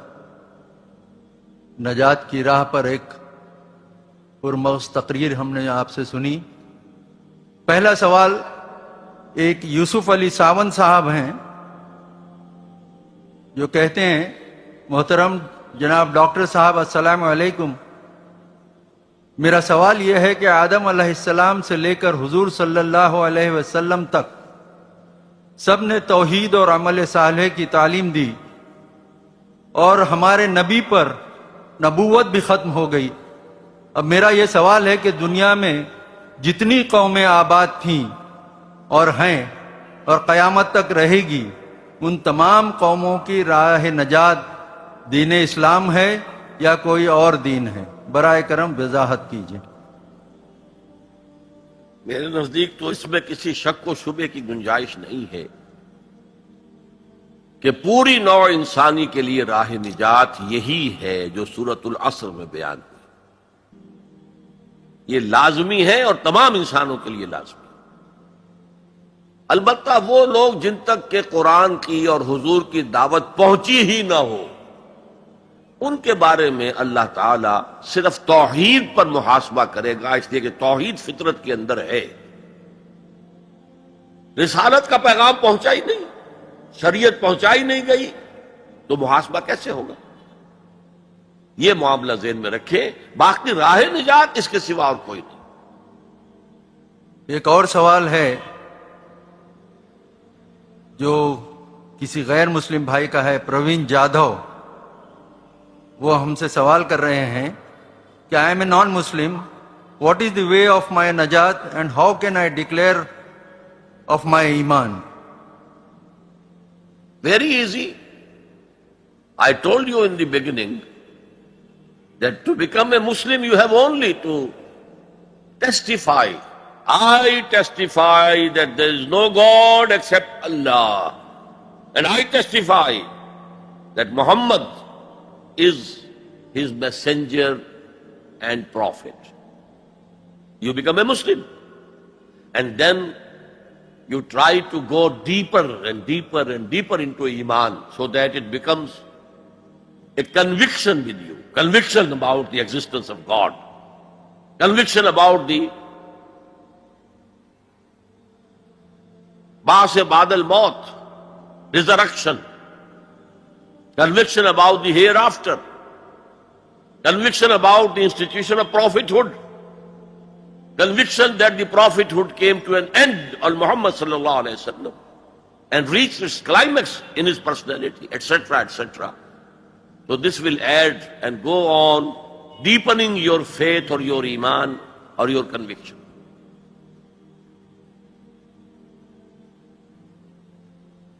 عابد صاحب کا ایک دوسرا سوال تھا، نجات میں حقوق العباد اور حقوق اللہ کے کتنے اثر انداز ہوں گے، یا پھر صرف ذاتی عمل کی بنیاد پر نجات ملے گی؟ میں نے کل آپ کو ایک حدیث سنائی تھی کہ محض ذاتی عمل کی بنیاد پر کسی کو نجات نہیں ملے گی جب تک کہ رحمت خداوندی دستگیری نہ کرے۔ اس لیے کہ کون سا انسان ہے جو خطا کار نہ ہو؟ کل بنی آدم خطاؤون وخیر الخطائین التوابون۔ اس اعتبار سے رحمت خداوندی ضروری ہے، البتہ یہ کہ اس کے لیے ایمان اور عمل صالح اور تواصی بالحق اور تواصی بالصبر کرنے کی حتی الامکان کوشش کرنا، یہ آپ کا فرض ہے۔ سید فہیم اختر صاحب ان کا سوال ہے، سب سے پہلے تو شکر ہے اللہ کا کہ آپ ہمارے بیچ یہاں ہیں، اور پھر ڈاکٹر ذاکر نائک صاحب کے مشکور ہیں کہ انہوں نے یہ اہتمام کیا۔ دعا ہے کہ اللہ تعالیٰ آپ لوگوں کی کوششوں کے بہترین نتائج ہم سب کو دکھائے، آمین۔ سوال، کیا پڑوسی اگر ہندو یا عیسائی ہو یعنی کہ غیر مسلم ہو تو بھی وہ حدیث جو آپ نے پڑوسی کے بارے میں بتائی لاگو ہوتی ہے؟ لازماً لاگو ہوتی ہے، الا یہ کہ وہ پڑوسی ہاسٹائل ہو towards Islam. If he is not hostile towards Islam, اگر وہ دشمن نہیں ہے، اگر وہ اسلام کے خلاف کوئی کوشش نہیں کر رہا ہے، کوئی سازش نہیں کر رہا ہے، تو ظاہر بات ہے کہ پھر اس کے حقوق پڑوسی کی حیثیت سے ساقط ہو جائے۔ لیکن اگر ایسا نہیں ہے تو وہ پڑوسی ہے اور پڑوسی کا حق ہے۔ یہاں تک فرمایا کہ اللہ تعالیٰ نے، جبرائیل نے مجھے پڑوسی کے حقوق اتنے بیان کیے، اتنی تاکید کے ساتھ بیان کیے کہ میں یہ گمان کرنے لگا کہ اللہ تعالیٰ پڑوسی کو وراثت میں شامل کر دے گا، یہ پڑوسی کا بھی وراثت میں حصہ۔ یہ حدیث نبوی ہے صلی اللہ علیہ وسلم۔ تو پڑوسی کا حق اپنی جگہ ہے۔ شیخ ناصر پیشے سے میکینیکل انجینئر ہیں، آپ کا سوال ہے کہ آج دور حاضر میں مسلمان طرح طرح کی پریشانیوں سے دوچار ہیں، اس کی کیا وجہ ہے اور اس موجودہ پستی کا کیا علاج ہے؟ میں مختصر ترین الفاظ میں آپ سے یہ عرض کروں گا کہ اس وقت ہم اللہ کے عذاب کے شکنجے میں۔ کیوں؟ جس قوم کے پاس اللہ کی کتاب ہو اور اللہ کی شریعت ہو اور وہ اللہ کے رسول کے امتی ہونے کے مدعی ہوں، وہ قوم زمین پر اللہ کی ریپرزنٹیٹو ہو جاتی ہے۔ اب اگر وہ قوم اپنے عمل سے مس ریپرزینٹ کرے تو وہ کافروں سے بدتر ہے، غیر مسلموں سے بدتر ہے، پھر ان کو عذاب ملتا ہے۔ آج ہماری ذلت اور رسوائی، ہم سے پہلے بھی ایک امت تھی اور بڑی چہیتی اور لاڈلی امت تھی، ذرا اندازہ تو کیجئے، بنی اسرائیل صحرا میں سفر کر رہے ہیں تو ابر کا سائبان ساتھ ساتھ چل رہا ہے، دھوپ نہ ستائے، کھانے پینے کی ضرورت پیش آئی ہے تو من و سلوہ نازل کر دیا ہے، پانی کے لیے ایک ضرب لگی ہے عصا کی اور 12 چشمے، تاکہ 12 کے 12 قبیلے اپنا اپنا چشمہ معین کر لیں۔ تو یہ ساری جو جن کے اوپر نعمتیں ہوئی ہیں، انہی کے بارے میں فرمایا گیا جب انہوں نے بے عملی اختیار کی، بد عملی اختیار کی، شریعت کو پس پش ڈال دیا، اللہ کی کتاب کو پس پش ڈال دیا۔ نبذ فریق من الذین اوتوا الکتاب کتاب اللہ وراء ظہورہم، تو پھر اللہ نے فرمایا ضربت علیہم الذلۃ والمسکنۃ وباؤوا بغضب من اللہ، ان پر ذلت، کمزوری اور مسکنت، کم ہمتی مسلط کر دی گئی، اللہ کے عذاب کے اندر گر گئے۔ اسیرینز آئے، ان کا مقابلہ نہیں کر سکے، انہوں نے سلطنت اسرائیل کو تہو بالا کر کے ختم کر دیا۔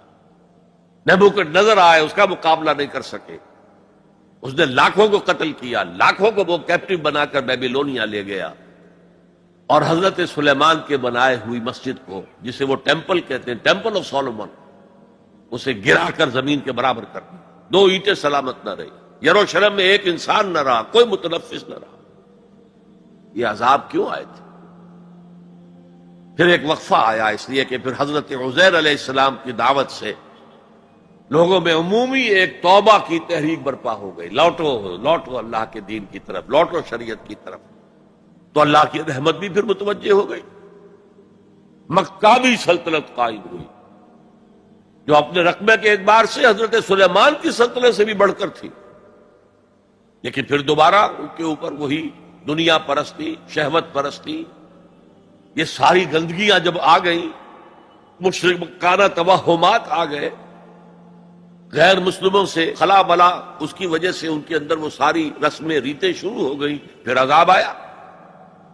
پہلے یونانیوں کے ہاتھوں رگڑا گیا ان کو، سکندر کے ہاتھوں، سلیوکس کے ہاتھوں، اور پھر رومنز کے ہاتھوں رگڑا گیا۔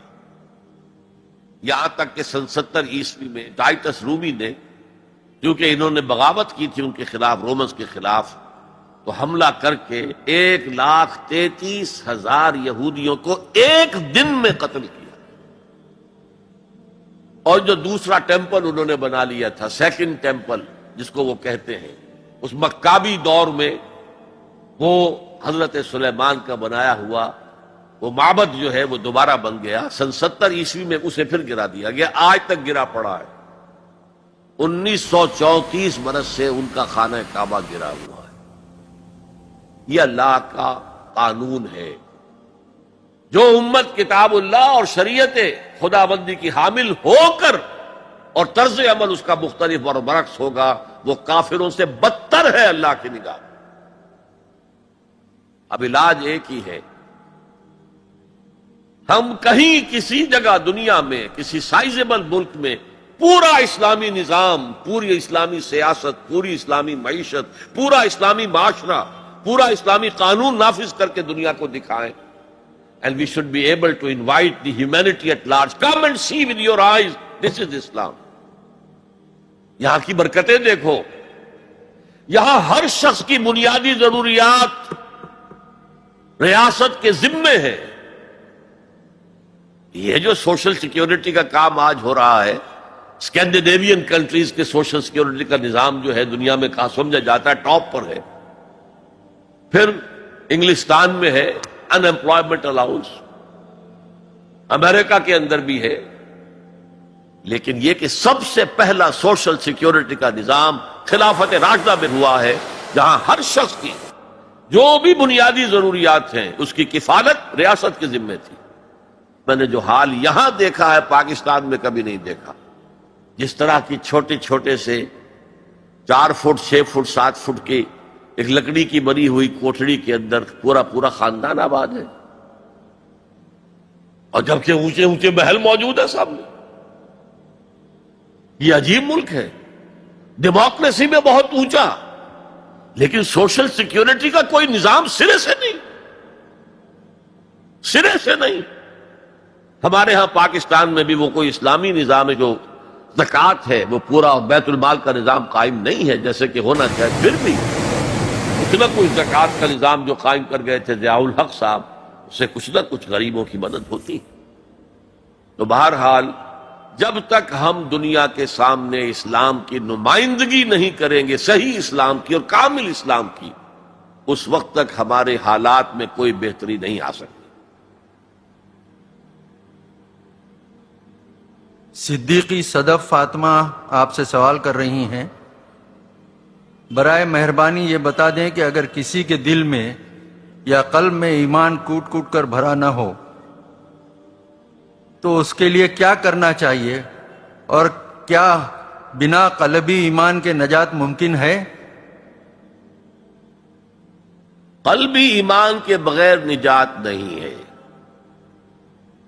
ہاں ایمان کمزور ہو تو میں عرض کر چکا ہوں، ایمان ہو دل میں ہو، لیکن اتنا مضبوط نہیں ہے کہ وہ عمل کو پوری طرح ہولڈ کر سکے، عمل کو درست کر دے۔ تو پھر اگر گناہوں کا پلڑا زیادہ بھاری ہے نیکیوں سے تو سزا ملے گی جہنم کے اندر۔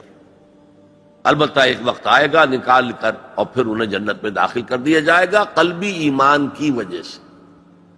لیکن دوسرا سوال جو اس میں ہے کہ ایمان کہاں سے آئے؟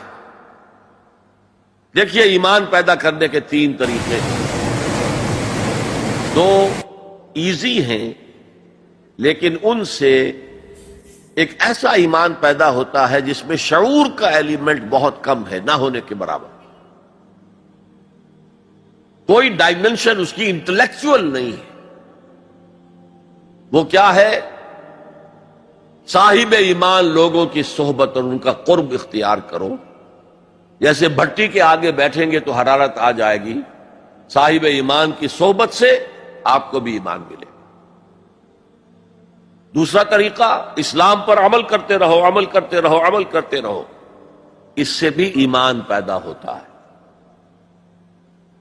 لیکن جو اصل ایمان ہے، جو شعوری ایمان ہے، جیسے کہ سورہ یوسف میں کہا گیا، حضور سے کہلوایا گیا قل هذه سبیلی ادعو الی اللہ علی بصیرۃ انا ومن اتبعنی، اے محمد کہہ دو یہ میرا راستہ ہے، میں اللہ کی طرف بلا رہا ہوں، علی وجہ البصیرت، میں اندھیرے میں ٹامک ٹوئیا نہیں مار رہا ہوں، علی وجہ البصیرت، اور نہ صرف میں بلکہ جو میری پیروی کر رہے ہیں وہ بھی علی وجہ البصیرت کر رہے ہیں۔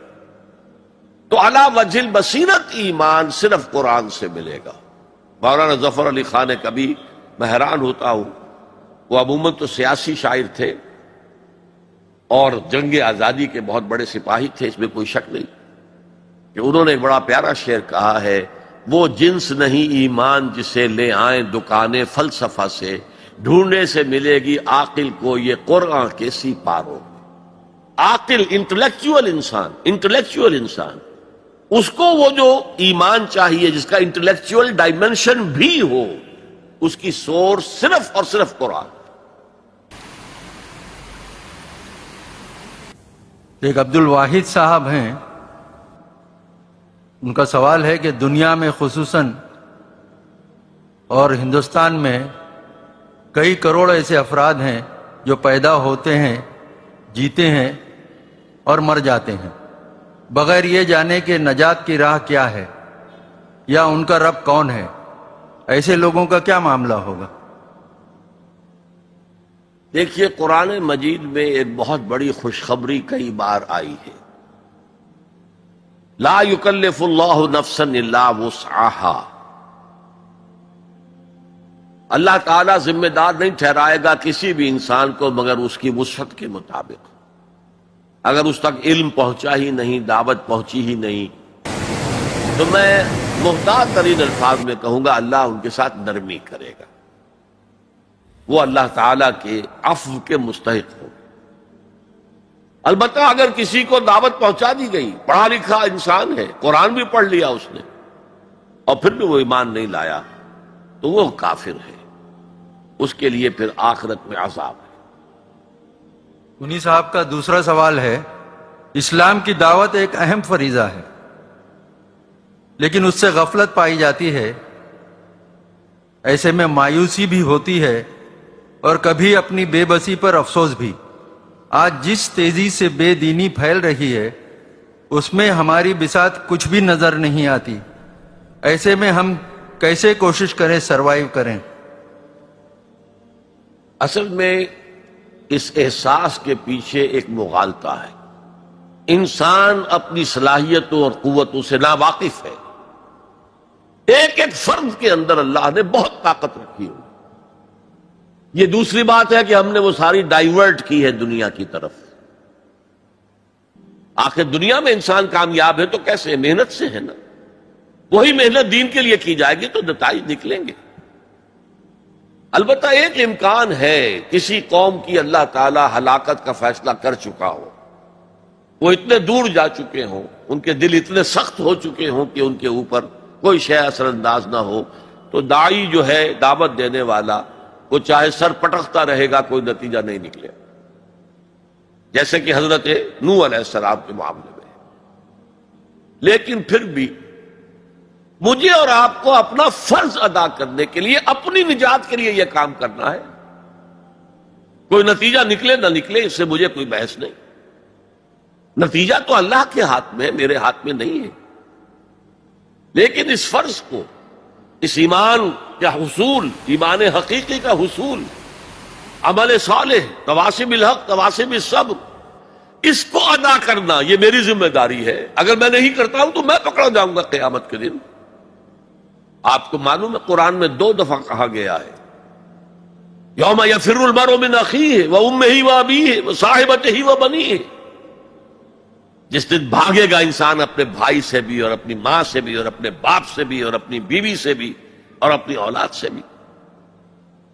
کیوں؟ نفسی نفسی نفسی نفسی نفسی نفسی، مجھے بچا لیا جائے، مجھے بچا لیا جائے، میری اولاد کو جھونک دو، میرے ماں باپ کو جھونک دو، میری بیوی کو جھونک دو، بیوی کہے گی میرے شوہر کو جھونک دو، مجھے بچا۔ یہی نفسی نفسی دنیا میں رہے آپ کی، مجھے اپنے آپ کو بچانا ہے سب سے پہلے، اور پھر مجھے اپنے سب سے پہلے آل اولاد کو بچانا ہے۔ یا ایھا الذین آمنوا قوا انفسکم واہلیکم نارا، اے ایمان والو بچاؤ اپنے آپ کو اور اپنے اہل و عیال کو آگ سے۔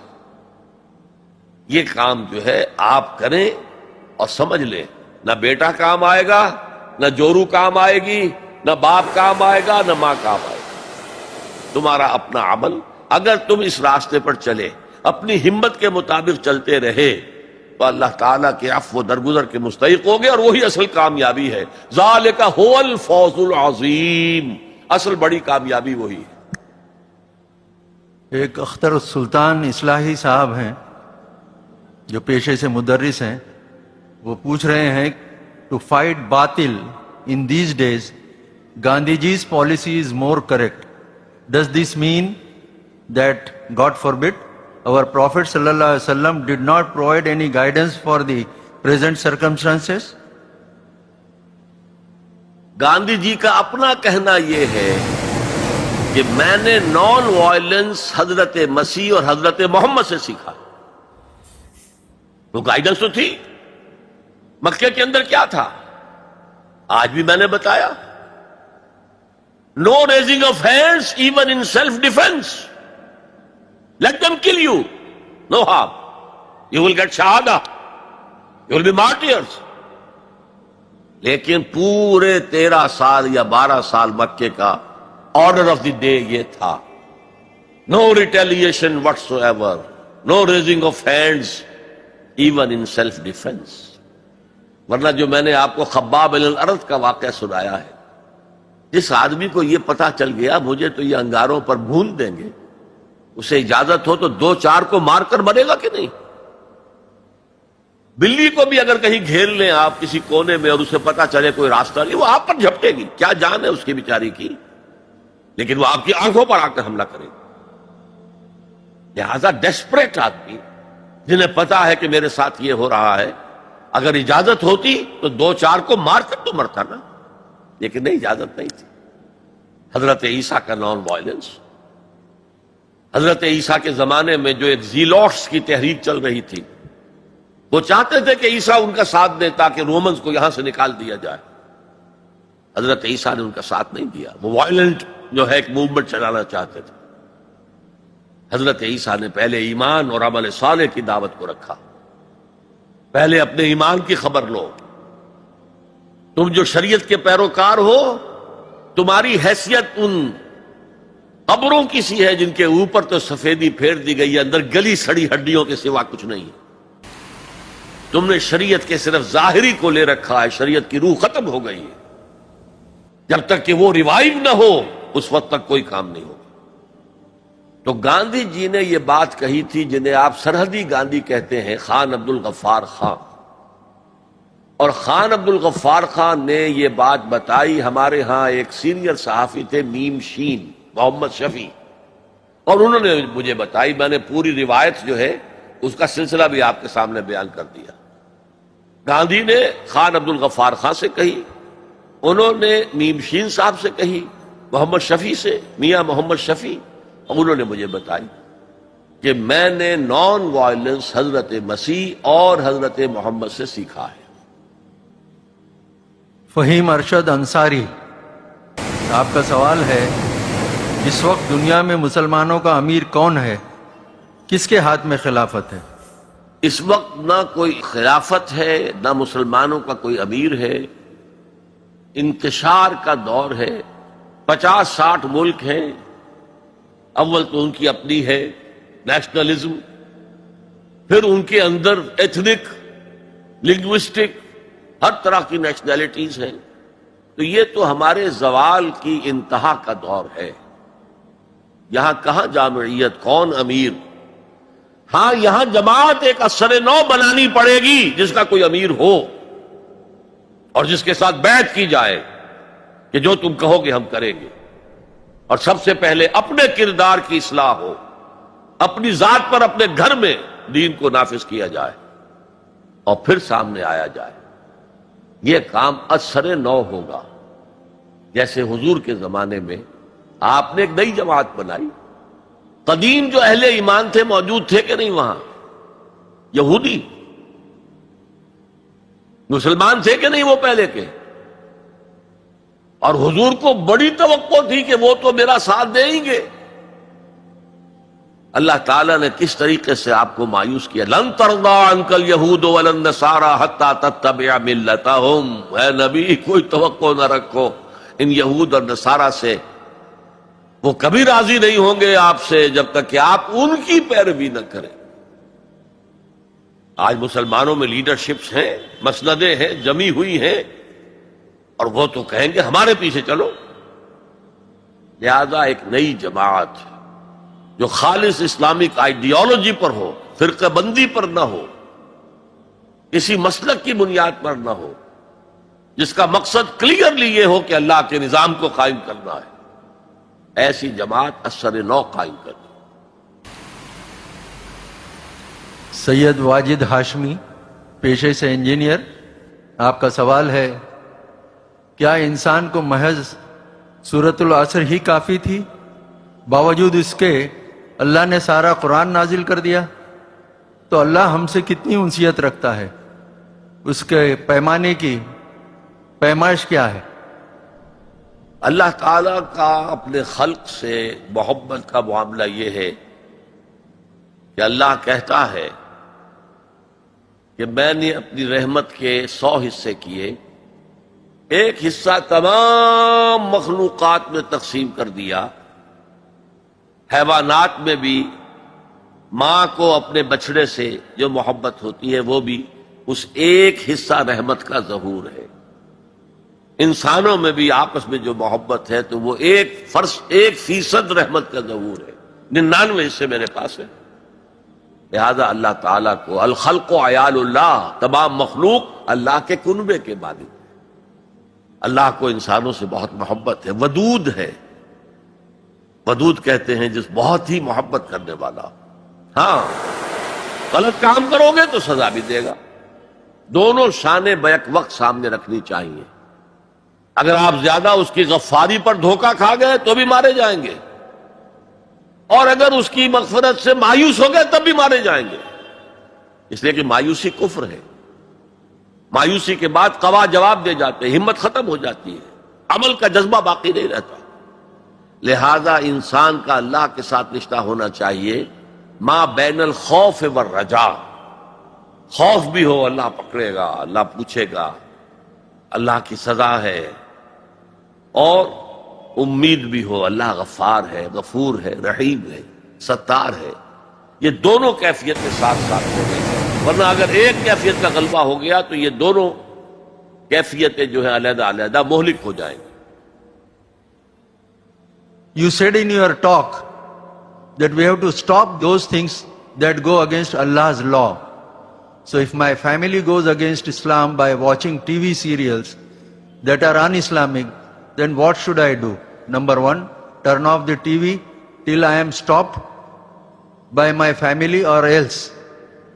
Please throw some light on this topic. پہلا کام یہ ہے کہ آپ نصیحت کریں، امر بالمعروف نہی عن المنکر سے کام لیں، اور نرمی کے ساتھ سمجھائیں اور ان سے کہیں کہ وہ ان چیزوں سے باز آ جائیں. البتہ اگر نہیں بات چل رہی، ٹی وی کا دیکھنا محض میرے نزدیک اتنی بڑی بات نہیں ہے. لیکن اگر اس سے کوئی بڑی بات بھی ہے اور وہ بیوی اڑی ہوئی ہے اس پر، تو اللہ نے طلاق کا راستہ کھولا ہوا ہے. میرا اور تمہارا راستہ علیحدہ ہے، بتا دیا جائے. اگر تم باز نہیں آؤ گی اس کام سے تو ٹھیک ہے، لکم دینکم ولی دین. تمہارا طریقہ تمہارے لیے، میرا طریقہ میرے لیے. قرآن مجید میں کہا گیا ہے کہ اگر تمہارا نباہ نہیں ہو رہا اور اگر تمہیں نشوز کا اندیشہ ہے، بیوی کا کام ہے شوہر کا حکم مانے. الرجال قوامون علی النساء، رجال مرد حکمران ہیں عورتوں پر، اور جو اصل نیک بیویاں ہیں والصالحات قانتات، نیک بیویاں وہ ہیں جو اپنے شوہروں کی اطاعت کرتی. ہاں اگر وہ گناہ کا حکم دے تو اطاعت نہیں، لیکن جب وہ حکم بھی نیکی کا دے رہے ہوں تب تو اطاعت بالکل فرض ہو جائے گی. ایک سوال محمد شمیم صاحب کا ہے تو کہتے ہیں کہ دلیل دی جاتی ہے کہ ہر نفس جو کرتا ہے وہ پہلے سے طے شدہ ہے، پھر ہم اچھے اور برے عمل و فعل کیسے کریں یا کرتے ہیں؟ یہ بڑا پیچیدہ مسئلہ ہے قدر کا. تقدیر کا جو تصور ہمارے ذہنوں میں ہے وہ صحیح نہیں ہے. قدر کہتے ہیں اندازے کو، ایویلویٹ کرنا، کسی چیز کی قدر و قیمت کا اندازہ کرنا. اللہ نے ہر جاندار کے لیے ایک اندازہ مقرر کر دیا. مثلا چھوٹی سی چڑیا ہے اور وہ ہوا میں اڑتی پھر رہی ہے. انسان ہوا میں نہیں اڑ سکتا. مشین بنا کر ہوائی جہاز میں اڑ جائے، خود تو نہیں اڑ سکتا. تو یہ ہر نوع کی ایک تقدیر ہے. اسی طریقے سے ہر انسان کی بھی کچھ لمیٹیشنز ہیں. ہر انسان کو دو چیزیں ملتی ہیں جس میں اس کا کوئی دخل نہیں. اسے والدین کی طرف سے جینز مل رہے ہیں، اس کے اثرات اس کی شخصیت پر ہوں گے. پھر جس ماحول میں اسے پیدا کیا گیا ہے اس ماحول کے اثرات ہوں گے. ان دونوں سے مل کر شاکلہ بنتا ہے. قرآن مجید نے شاکلہ کہا ہے. شاکلہ کہتے ہیں پیٹرن کو. آپ نے لوہے سے کوئی چیز ڈھالنی ہے تو پہلے لکڑی کا پاٹرن بناتے ہیں. ہمارے مصری لوگ پاٹرن کہتے ہیں اس کو. اسے آپ پیٹرن سمجھیے تاکہ اس میں آپ نے لوہا پگھلا کر ڈالا تو اسی کے مطابق ڈل گیا. تو ہر انسان کا ایک پیٹرن ہے جو اس کے جینز سے اور اس کے انوائرمنٹ سے بنا ہے، اور ہر انسان کا محاسبہ اسی اعتبار سے ہوگا. اگر کسی کے شاکلہ میں 100% نیکی کا اللہ تعالی نے صلاحیت رکھی تھی اور اس نے 40% کی ہے، وہ مارا گیا. جس کے اندر رکھی 50% دی، اس نے 40% کر لیا، کامیاب ہو جائے گا. لا یکلف اللہ نفسا الا وسعها. Every individual will be judged according to what was given to him by Allah subhanahu wa ta'ala. لیکن تقدیر کا مطلب یہ نہیں ہے that we are bound to do something. No. There is no predestination. It's only pre-knowledge. اللہ نے مجھے اختیار دیا، چاہے یہ کرو چاہے وہ کرو، اما شاکرا و اما کفورا. فمن شاء فلیؤمن ومن شاء فلیکفر. جو چاہے ایمان لائے، جو چاہے کفر کا اختیار کر لے. لیکن اللہ کو معلوم ہے کہ تم کیا کرو گے. یہ پری نالج ہے اللہ کا، پری ڈیسٹینیشن نہیں ہے. اللہ نے مجبور نہیں کیا. ہاں وہ لمیٹیشن جو آپ کی شخصیت کے اندر ہے وہ اپنی جگہ ہے، لیکن نیکی اور بدی، خیر اور شر، حق و باطل کا چوائس آپ کو دیا ہے. اما شاکرا و اما کفورا. اور فمن شاء فلیؤمن ومن شاء فلیکفر. This free will is with you and you will be adjudged on the basis of this free will. البتہ کتنی نیکی تم کر سکتے تھے اتنی کر لی، کامیاب، چاہے وہ مقدار میں کم ہو. اب جب غزوہ تبوک کے موقع پر حضور نے مسلمانوں سے کہا یہ جیش العسرہ ہے، ساز و سامان چاہیے، اب لاؤ پیسے پیش کرو. حضرت ابوبکر نے اپنا سارا ساسا لا کر رکھ دیا. پوچھا اپنے بال بچوں کے لیے کچھ چھوڑ کر آئے ہو؟ کہ کچھ نہیں چھوڑا. صدیق کے لیے ہے خدا کا رسول، بس اللہ کا نام چھوڑ کر آیا. اب حضرت عثمان نے بہت دولت دی اس وقت. ایک غریب انصاری، اس نے ساری رات ایک یہودی کے باغ میں وہ کنویں سے پانی کھینچ کر باغ کو سیراب کیا. صبح کو اسے کچھ کھجوریں مل گئیں اجرت کے طور. اس نے آدھی لا کر اپنے بال بچوں کو دے دی، گھر کا نفقہ، نان نفقہ شام تک کے لیے. آدھی حضور کے سامنے لا کر رکھ دی. جو منافقین موجود تھے انہوں نے تمسخر اڑایا. ہاں جی ہاں، بغیر ان کھجوروں کے تو یہ لشکر جا ہی نہیں سکتا، یہ تو بہت. حضور نے کیا کہا؟ ان کھجوروں کو اس پورے ڈھیر کے اوپر پھیلا دو، اللہ کی نگاہ میں یہ اس پورے ڈھیر سے زیادہ بھاری ہے. آپ جو کچھ کر سکتے ہیں کیجئے. اللہ تعالیٰ کی لاٹھی اندھے کی لاٹھی نہیں ہے جو برابر چلے سب پر، بلکہ ایوری انڈیویجول اس کے علیحدہ علیحدہ حساب ہوگا. اللہ کا کمپیوٹر بہت بڑا ہے، بہت بڑا ہے، بہت بڑا ہے. وہ ہر ایک کی قدر و قیمت کا تعین کر لے گا. اگلا سوال، آپ نے کہا تھا جس نے قرآن کو جھٹلایا وہ عنقریب خسارے میں ہے، تو قرآن اور حدیث کی کتابیں ہونے کے باوجود بھی ہمارے علماء مسجدوں میں، گھروں میں اور درسوں میں قرآن کی باتیں چھوڑ کر بزرگوں اور اماموں کی کتابیں کثرت سے پڑھتے اور پڑھاتے ہیں. کیا ہمارے علماء یہ نہیں جانتے کہ قرآن ہی بخشش کا ذریعہ ہے اور قرآن میں ہی سب فضائل اور مسائل ہیں؟ پھر وہ ایسا کیوں کرتے ہیں؟ تسلی بخش جواب دیں. میرے پاس یہ اختیار تو نہیں ہے کہ آپ کی لازماً تسلی کرا دوں. البتہ میں عرض کرتا ہوں، علماء کرام کو برا بھلا کہنے کی بجائے اپنے گریبانوں میں جھانکیے. آپ خود کیوں نہیں پڑھتے دین کو؟ آپ نے ڈاکٹری پڑھی، آپ نے انجینئرنگ پڑھی، آپ نے MBA کیا، آپ نے کمپیوٹر سائنس کے اندر MSc کیا، آپ کیوں نہیں پڑھتے؟ آپ نے یہ مولوی پروفیشن کریٹ کیوں کیا ہے؟ اسلام میں کوئی مولوی پروفیشن نہیں ہے. اسلام میں نہ پاپائیت ہے نہ برہمنیت ہے. ہر مسلمان کو اس قابل ہونا چاہیے کہ نماز پڑھائے. ہر مسلمان کو اس قابل ہونا چاہیے اپنی بیٹی کا نکاح خود پڑھائے. ہر مسلمان کو اس قابل ہونا چاہیے کہ اپنے باپ کا جنازہ خود پڑھائے. جو دعا اس کے دل کی گہرائی سے نکلے گی وہ کسی عالم دین کے دل سے نکل سکتی ہے. تو اصل میں ہم نے اختیار کیا دنیاوی تعلیم، جس میں پیسہ ہے، جس میں عزت ہے، جس میں گلیمر ہے، جس میں اونچے کیریئر ہیں، اور ہم نے باقی کام چھوڑ دیا ہے علماء کے کہ تو پھر ان پر تنقید کرتے. لہذا اپنے گریبانوں میں جھانکیے. پانی ہمارے اندر بڑھتا ہے. اردو اخبارات میں فلموں کی ایڈز پرنٹ ہوتی ہے، ساتھ ہی جنسی توانائی بڑھانے اور عملیات کی تشہیر بھی ہوتی ہے. اخبار والے دلائل یہ دیتے ہیں کہ ان کی وجہ سے اخبار چلتے ہیں. برائے کرم ایسے اخبارات سے نجات کا راستہ بتائیے.